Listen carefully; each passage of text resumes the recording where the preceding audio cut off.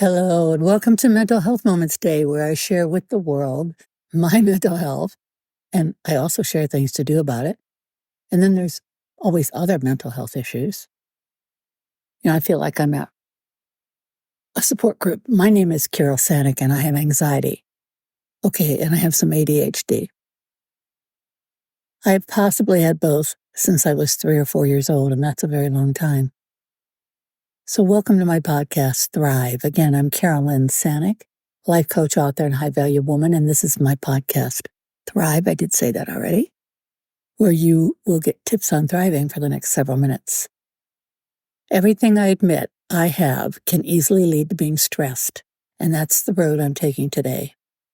I bet you can name big stressors in your life, but what about the smaller ones that poke you like a sharp needle over and over, leaving little pinpricks in your emotions? Let me talk about those today. First, we have social isolation. I've spoken about this many times before. It is a dangerous situation for many people. So dangerous that there are studies about it, and reach-out programs are being started in countries all over the world. Many of us work from home, and that is not a fun place for most of us to be in our work environment.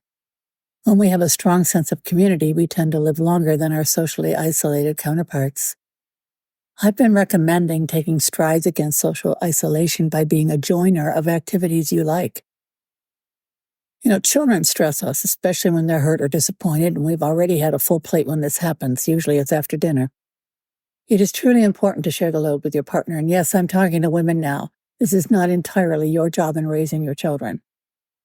Last of all is our dependence on checking our social media all the time.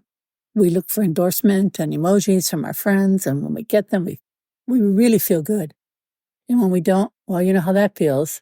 It's important to step away for periods of time from your devices and just be you, not the you that needs validation. Look at younger kids who have their faces pressed into their devices. Can you imagine what lies ahead for them under the word stress?